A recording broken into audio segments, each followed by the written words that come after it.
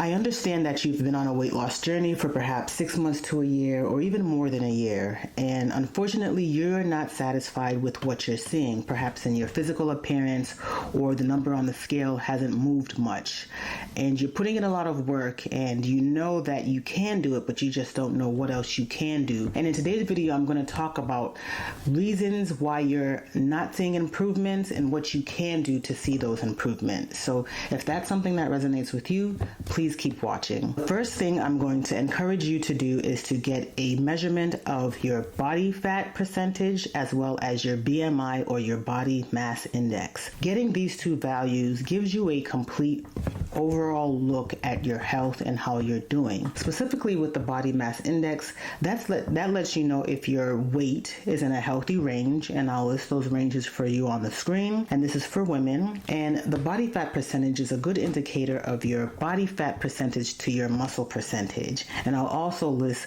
those percentages for you on the screen. What happens over time with exercise is you might see the scale increase and then decrease and then plateau.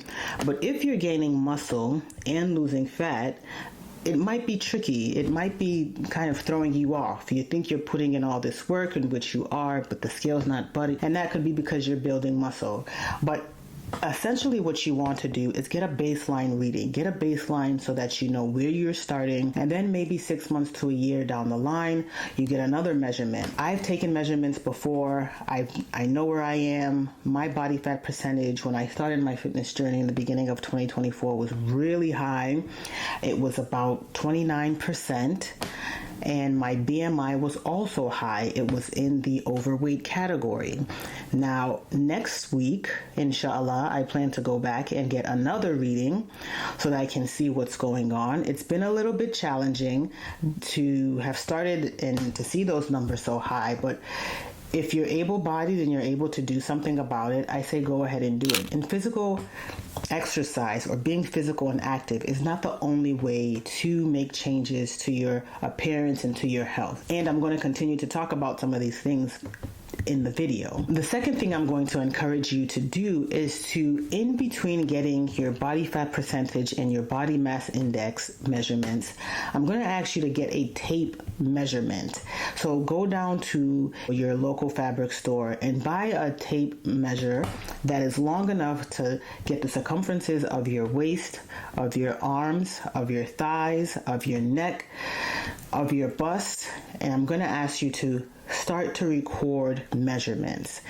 This is a good indicator because it lets you know what's going on in terms of not only fat but also muscle. It's more so for the fat and reducing the fat, and it also is a good way to know that you're on track and that you're losing inches. At the end of the day, for many of us, we want to lose inches. We want to lose the pounds, but we want to see significant changes in the physical appearance, and it helps us understand that we are doing things right and we're on a healthy track. Unlike weight alone, measurements can help us, as I said before, determine how much fat we're losing, how much muscle we're gaining, and it helps provide us with a clearer picture so that we're not upset or depressed or feeling lost in our fitness journey. Now, the third thing I'm going to encourage you to think about is buying a scale.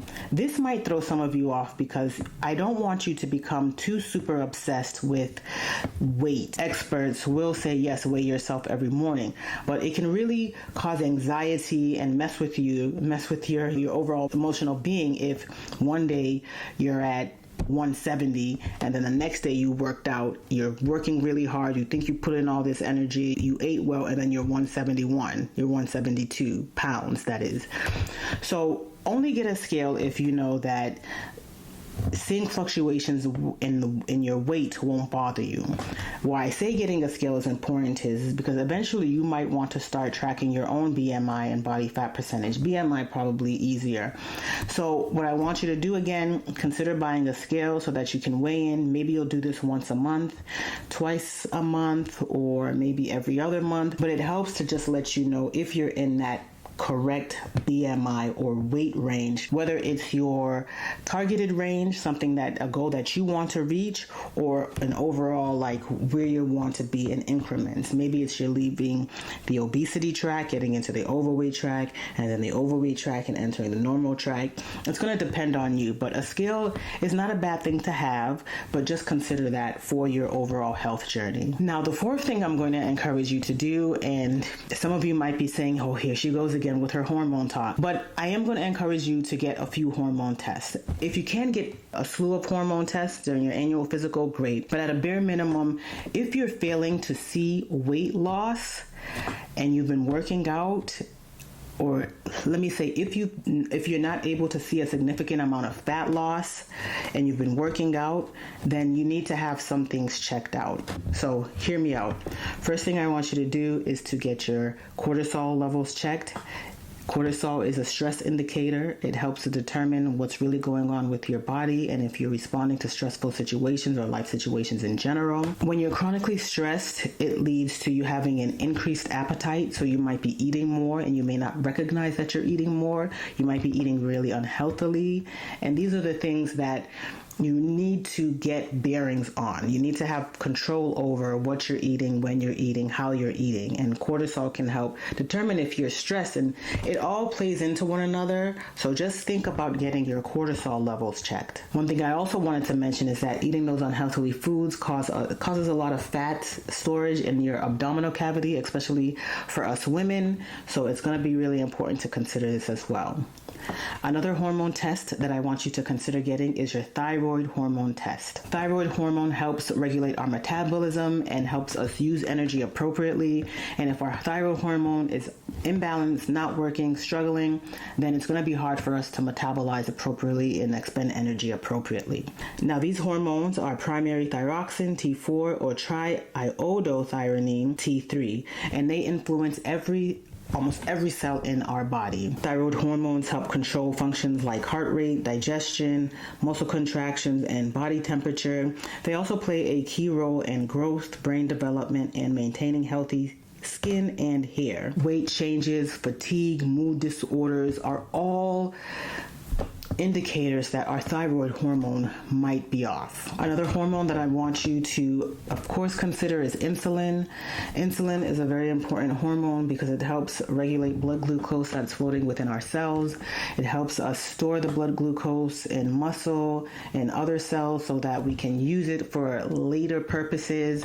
And also, of course, it helps us determine whether we are pre-diabetic or diabetic, which is going to be really important because being in that particular health condition, it can lead to other conditions that are not favorable at all. Insulin is produced in our pancreas, and of course it helps us from becoming too low in our blood glucose, hypoglycemia, or too high in our blood glucose, hyperglycemia.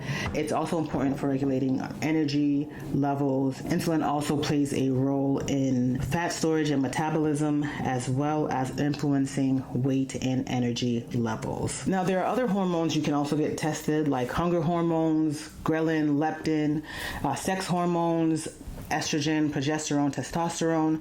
These hormones may not be as common as the ones I mentioned before, but also consider that and talk to your healthcare provider if you think those are something that you might want to test. But as far as weight loss and weight gain and managing weight is concerned, I think it'd be a good place to start with cortisol, thyroid, insulin, just to name a few. Now, the fifth and final thing that I'm going to tell you, and it's going to be really key in your weight loss journey and your fitness journey, is you need to start measuring the amount of food that you eat. Let me tell you, I guarantee many of you are overeating, even though you think you're not. I was overeating until I got my little $10 scale and started measuring everything from the fruit that I was eating, to the fish that I was eating, to whatever. Everything was being measured, and I was surprised. I had to cut back a lot of what I was eating. So in addition to buying the scale, you're going to also double this up with your nutrition labels. You're going to need to be able to weigh the food, count the calories, and then factor that in with what the nutrition label says. So if you're only supposed to eat a portion of the package size or the serving size, then go ahead and do that. Don't eat a whole package that has 3 serving sizes, because you might think you're doing well, but you've just tripled the amount of food that you eat. And so let me backtrack this and make sure I'm clear in what I'm saying.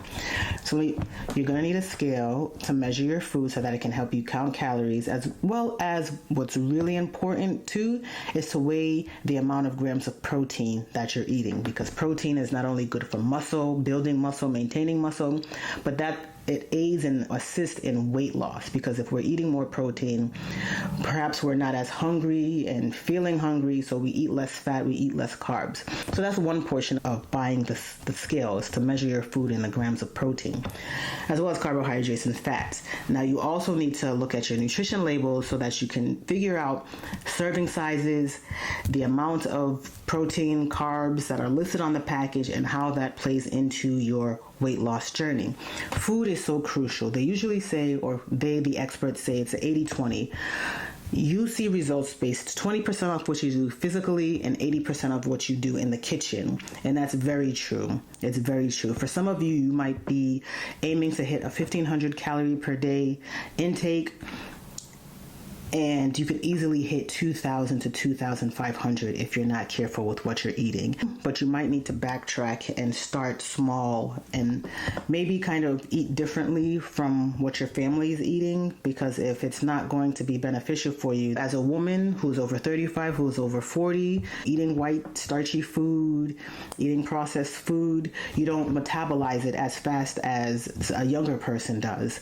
And so it's going to be really important for you to do an overall analysis of the food you're eating and start weighing your food and digging into those nutrition labels. It's going to be really important for you on your weight loss journey. And it's going to be tiresome, it's going to be tough, it's going to be annoying, it's going to be frustrating, but do this consecutively for 2 to 3 weeks, and then you're going to be able to gauge better how much a handful of blueberries, how many calories is in a handful of blueberries and strawberries and carrots, how much salmon do you need to eat your 150 grams of protein per day, or how many calories is in the salmon? Is it going to throw off my calorie count for the day?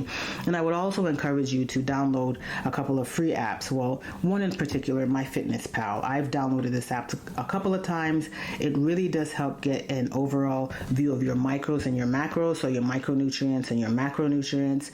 It lets you know how much calcium, vitamin, things of that nature you're ingesting, but more, I look to it so I can understand where my carbs are for the day, fat is for the day, and protein is for the day. Now you set your levels, you set the goals and the standards that you want to reach, and then it goes from there, and it lets you know if you're in the range, above, below. But it's a very good place to start. It's a very good place to start, and it's important for you to get a little bit more disciplined and a little bit more strict with yourself. If you're on this fitness journey, if you've been on this weight loss journey for a year and you're still having a hard time, now is time to make some real changes different from what you've been doing in the past, so that you can finally see the results that are going to get you on that healthy track that you need to be for longevity, health, for your own happiness and joy. No need to be miserable. If you can do something about it, please do something about it. I hope that this quick video has been very beneficial for you. I know that your journey may have been or may be tough. You might be struggling, but please keep going. Implement some of the things that I've talked about today, and you will see some changes, inshallah. Keep going, sis, and I thank you for watching, and I will see you in the next video. Take care. Bye.